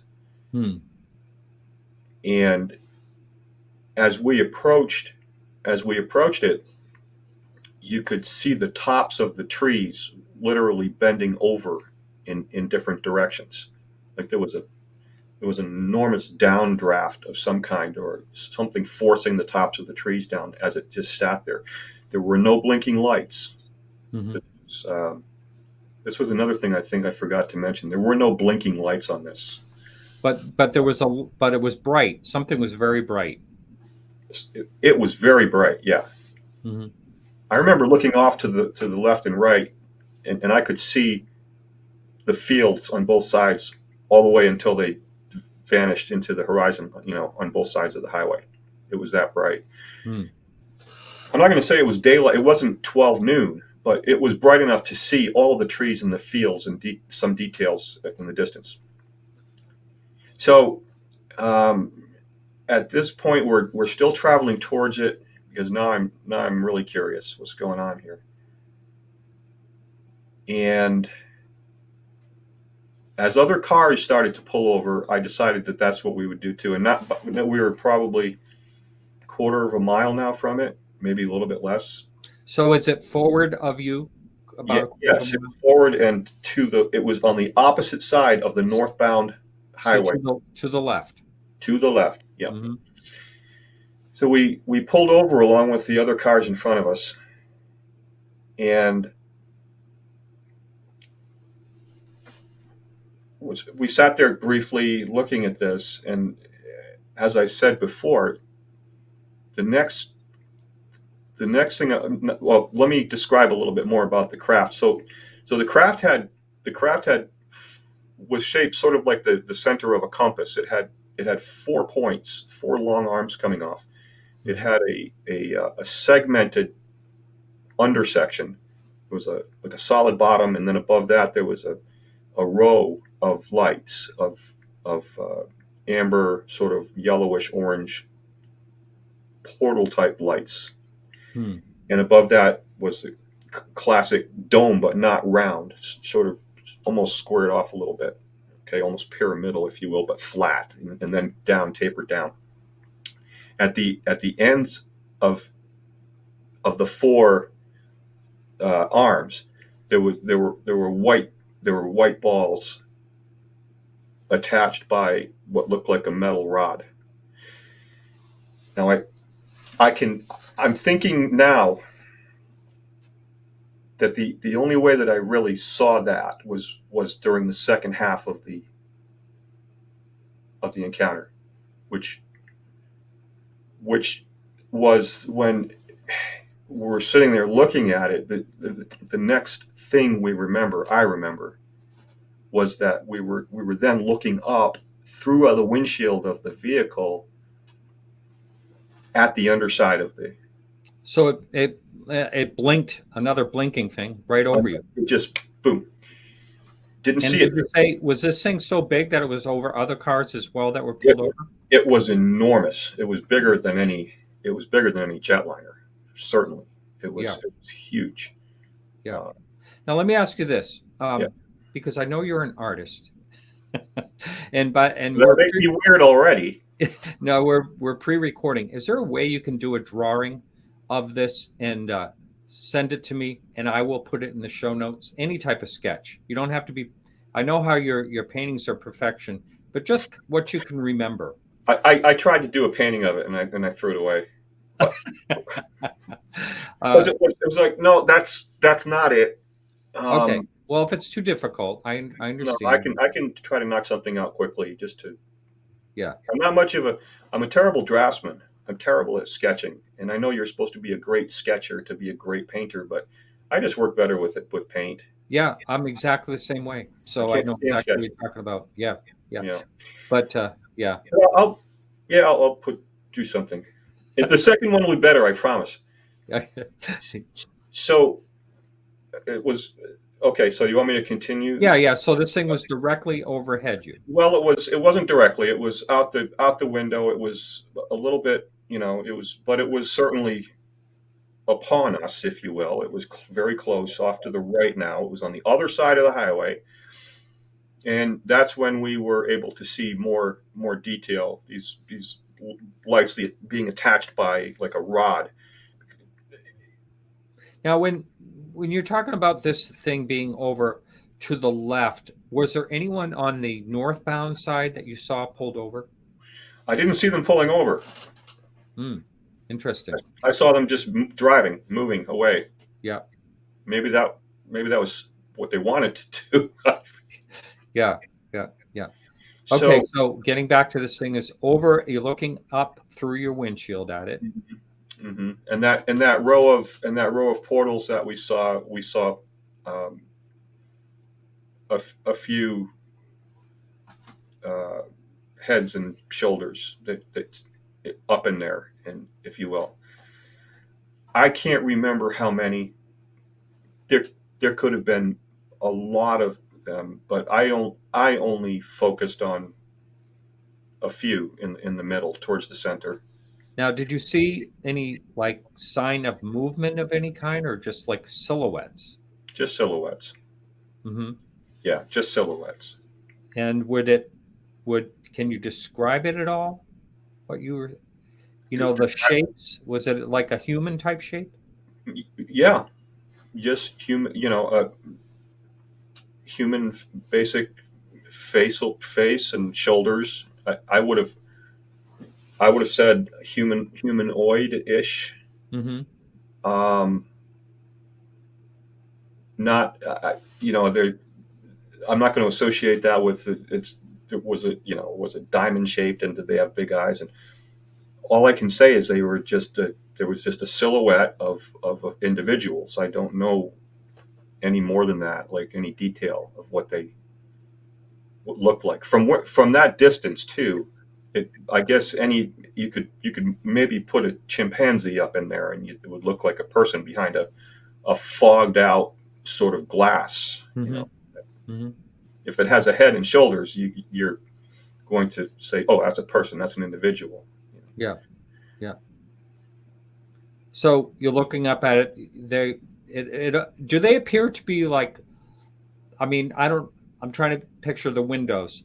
Are they at an angle? Does it look like they're looking down at you? Or is it a down, or is it over at? It's almost just a slightly above, and they were looking down because they were in the air, so they were Yeah. looking down. But it wasn't at a super steep angle. The craft was quite low.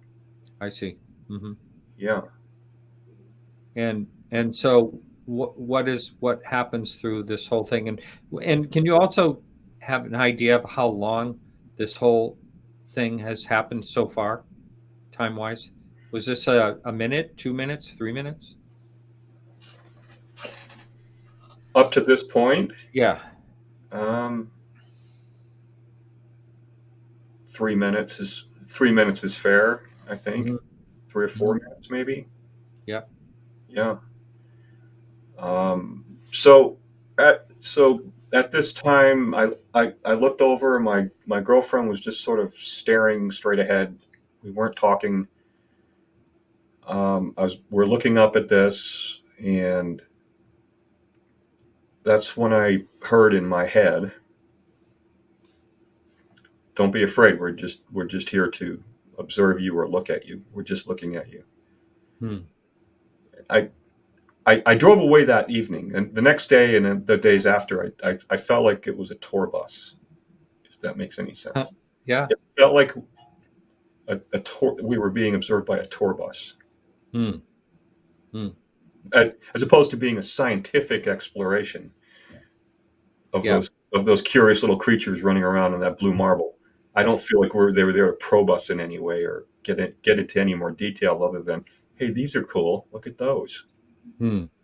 You know. Yeah. Yeah. So and then the craft moved. It it was back over the treetops again, Exactly where it was. almost exactly where it was. Yeah. Didn't see it go there, just was there, and then it was back over there again.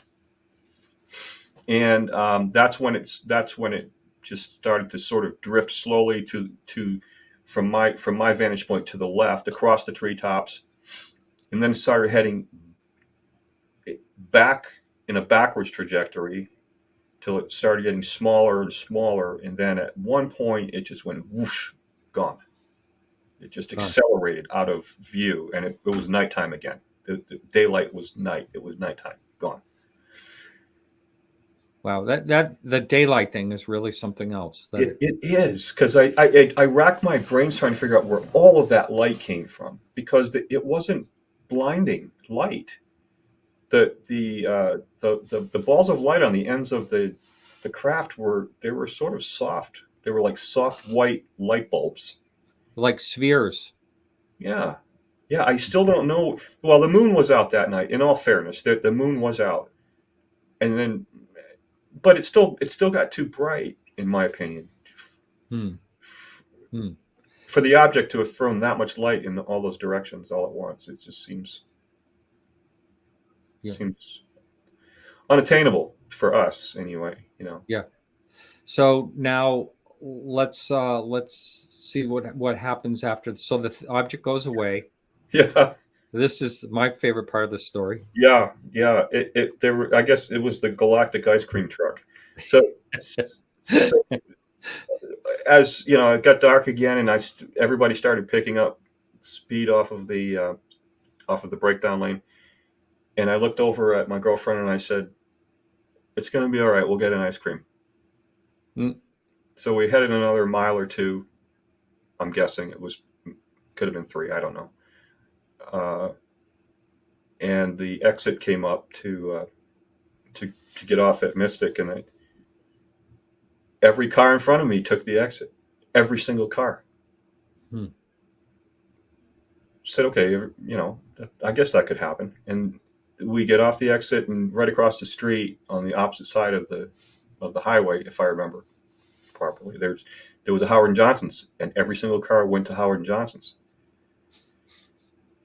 And I think I mentioned before, one of the strangest aspects of this for me is still how everyone got out of their car at about the same, you know, we all pulled into parking lots and into parking spaces, and everyone got out, and we were all just kind of like slowly just kind of drifting across the parking lot. Nobody was really talking to anybody else, just amongst themselves, either murmuring going on.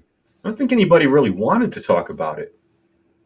You know, this was a long time ago. It wasn't something I never would have told this story a long time ago, ever. Yeah. The stigma has sort of been lifted. And yeah, definitely. Yeah. Quote unquote legitimate people have now said, not only have we seen them, but it's now acceptable for an ordinary mook to come out and say, well, here's what happened. So, right. But back then we walked across the parking lot, went into Howard Johnson's. We sat at the counter, my girl and I sat at the counter on the stools, and there was the other people, as far as I remember, took tables. There was a gentleman sitting next to me, and he had a glass of water, and he was just staring off into the kitchen area. And I still remember what he looks like. This is strange that I remember this man so well. He was about 35, balding, wearing a gray, like a tan windbreaker, just sitting there, just holding his water. And we looked at each other, and he looked me in the eyes and he said, "Did you see them?" I knew exactly what he was talking about. Yeah, I did. And we had a conversation about strange things that have happened in our lives to add to that experience. And that I'm afraid is the period on the end of the sentence, the paragraph, because that's the story. That's all I have.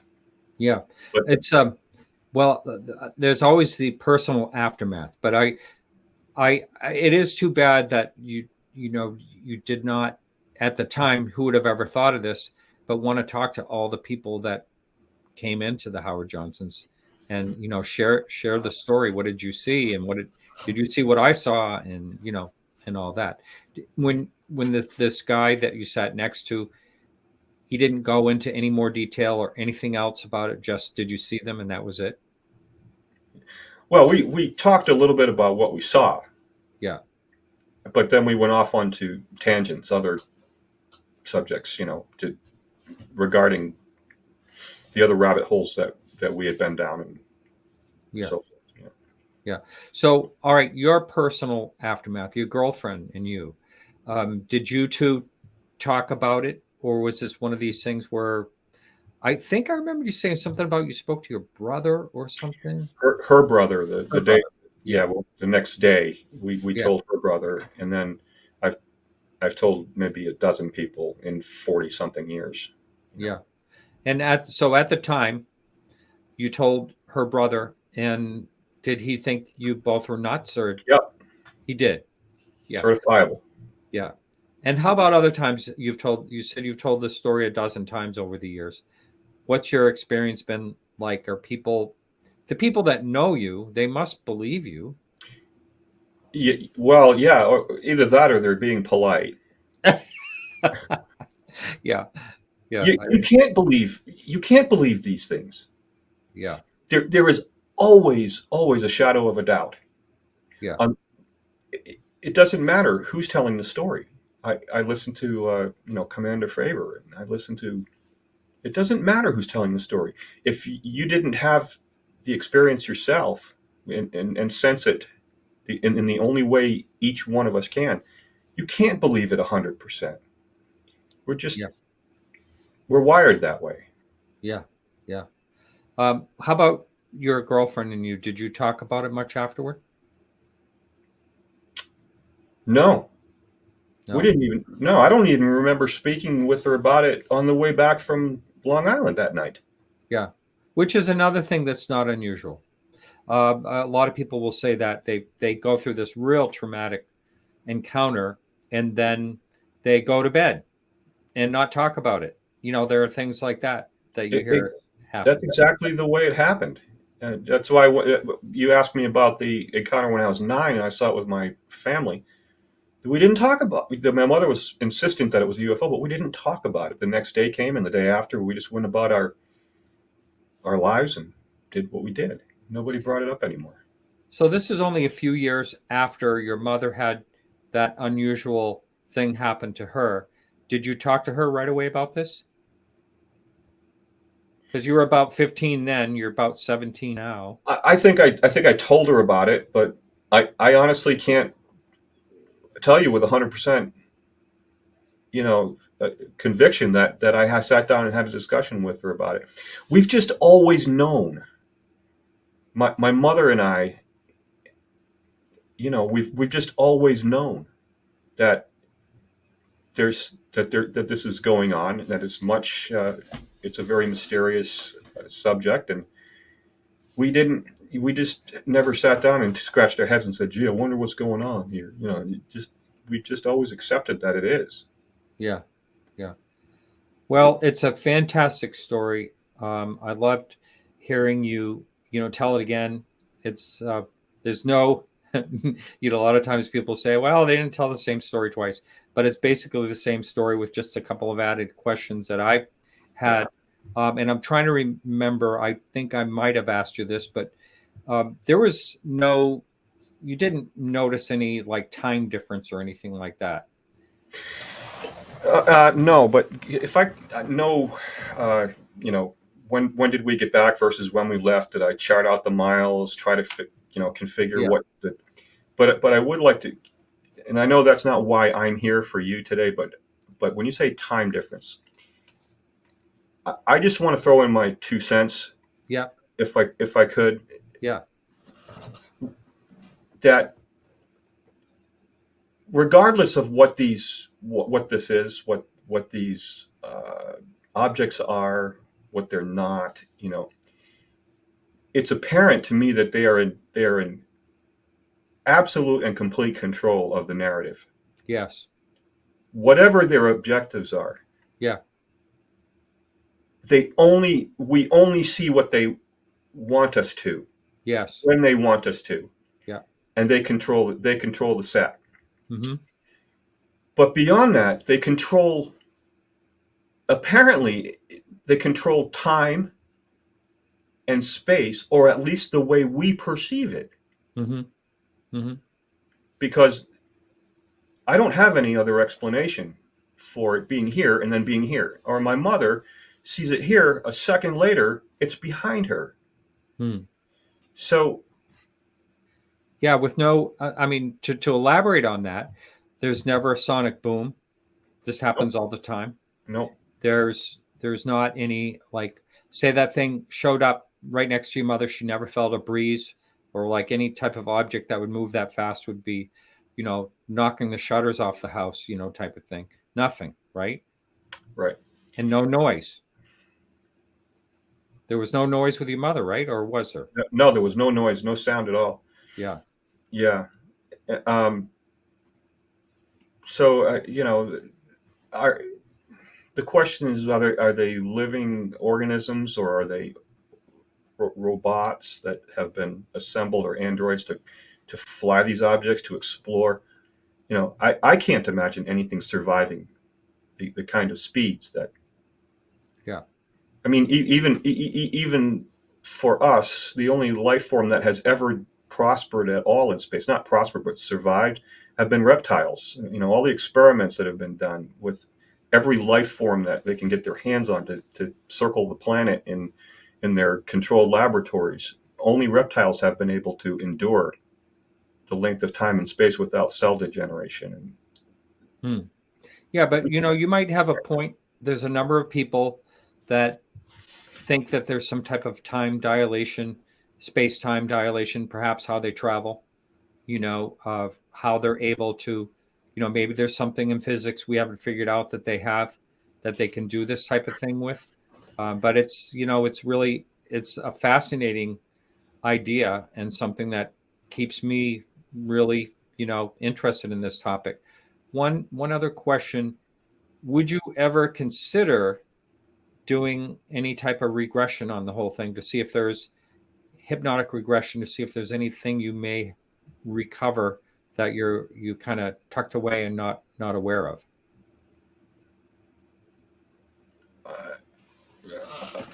To be honest, I've never even thought about it. Yeah. I've never even thought about it. Yeah.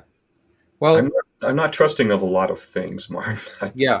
can't And I help understand. Well, there's a lot of leading going and a lot. I happen to know someone that is very, very cautious, and she's a 30-year professional in social work and stuff like that. So she really understands there's totally wrong ways that people have done things. Anyway, just a thought. It could be interesting. Yeah, yeah. There may be, and it's not any magic. That's the mystery. A lot of people think there's some type of magic.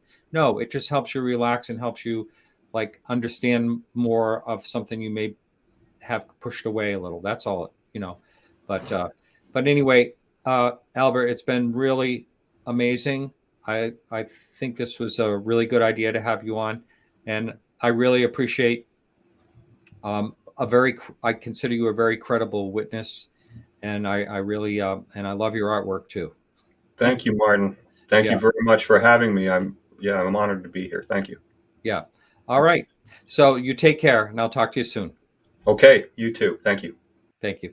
All right, everyone. So next week we have Tom King coming up on. He's going to be talking. That show will be live, and he'll be talking about the Phoenix Lights. So you're going to want to check that out right here at the same time as usual next week. And remember to keep your eyes to the sky.